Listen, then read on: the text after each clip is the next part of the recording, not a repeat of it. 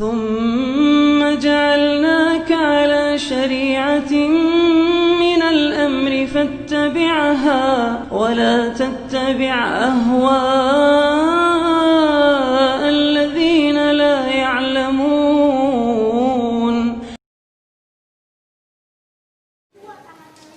Allah berfirman, "Wa man yushaqiqir rasula min ba'di ma tabayyana lahul huda wa yattabi' ghaira sabilil mu'minin nuwallihi ma tawalla wa nusli jahannam wa sa'at masira."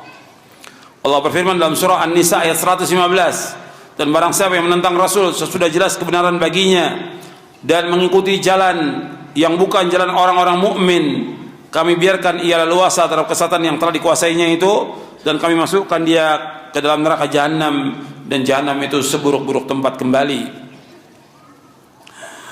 Yang dimaksud dengan jalan kaum mukminin di sini yaitu jalannya para sahabat. Karena yang pertama kali beriman kepada Rasulullah siapa? Yang pertama kali beriman kepada Rasulullah siapa? Sahabat. Maka yang disebutkan dengan jalan kaum mukminin di ayat ini pertama kali siapa? Para sahabat. Jadi orang-orang yang menentang Rasul sesudah jelas baginya petunjuk dan mengikuti jalan selain jalan para sahabat, maka kami biarkan dia sesat dan kami ancam mereka dalam masuk neraka.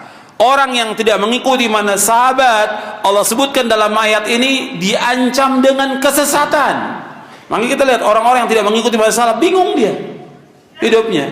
Dia akan mengikuti firqah yang sesat, pemahaman yang sesat, aliran yang sesat, golongan yang sesat, yang dia tidak tahu kemana akan dibawa, nggak tahu dia. Tapi kalau dia mengikuti para sahabat, jelas dalilnya Quran, dalilnya Sunnah, kemudian juga pemahaman para sahabat yang mereka sudah amalkan. Kalau ada orang mengatakan firqah-firqah yang lain juga mereka membawakan dalil, betul, dalil yang dibawakan betul atau tidak. Karena orang bisa bawakan dalil betul, ayat dibawakan, hadis dibawakan, tapi betul atau tidak dalil itu belum tentu betul untuk berpijaknya mereka dalam mereka beragama, belum benar. Tapi kalau kita mengikuti yang salaf, dalil yang kemudian jelas, tafsirnya jelas ada. Antum bisa lihat tafsir Imam Ibnu Jarir At-Tabari, antum bisa lihat tafsir Ibnu Katsir, dijelaskan jelas sekali. Tapi ketika menyimpang, maka dalil yang diambil sembarangan, kadang-kadang juga riwayat-riwayat yang lemah, bahkan palsu.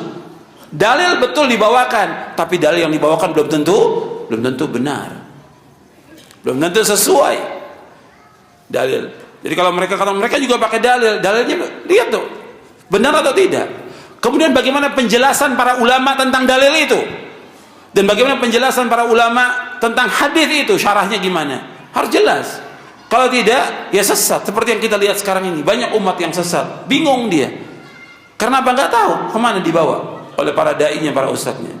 Makanya yang harus kita jelaskan dengan dalil, dan para sahabat mengemukakan semua dengan hujjah, dengan dalil. Di sini disebutkan orang yang mengikuti jalan selain jalan yang para sahabat, maka mereka diancam dengan kesesatan. Karena para sahabat ini mereka langsung mendengarkan ayat dari Rasulullah SAW, mendapatkan khitab yang langsung, dan mereka mengobati ketidakjelasan yang terjadi dalam diri mereka dengan bertanya langsung kepada Rasulullah SAW secara baik, dan Rasulullah SAW menjawab pertanyaan dengan mereka dengan sebaik-baik jawaban, dan menjelaskan kepada mereka dengan penjelasan yang paling sempurna, sehingga mereka pun mendengarnya, memahaminya, mengamalkannya, memperbaikinya, menghafalnya, menetapkannya, menukilnya, dan mereka semuanya adalah orang-orang yang jujur. Mereka memiliki keutamaan yang agung atas kita, sebab karena mereka lah dihubungkan tali kita dengan tali Nabi Muhammad SAW dengan pertolongan Allah Subhanahu wa taala. Artinya dengan tali Allah Subhanahu wa taala. Bahwa Allah berfirman, wa'tasimu bihablillahi jami'an wa la tafarraqu. Hendaklah kalian berpegang dengan tali Allah semuanya, dan jangan kalian berpecah belah. Berpegang dengan tali Allah, ya berpegang dengan Al-Qur'an dan sunnah Nabi menurut pemahaman para sahabat radhiyallahu anhum ajma'in. Ayat ini menunjukkan bahwa menyalahi jalannya kaum mukminin sebagai sebab seorang akan terjatuh dalam jalan-jalan kesesatan dan diancam dengan masuk neraka. Ayat ini juga menunjukkan bahwa mengikuti Rasulullah SAW adalah sebesar-besar prinsip dalam Islam yang mempunyai konsekuensi wajibnya umat Islam untuk mengikuti jalannya kaum mukminin. Sedangkan jalan kaum mukminin pada ayat ini adalah keyakinan, perkataan dan perbuatan para sahabat radhiyallahu anhum ajma'in.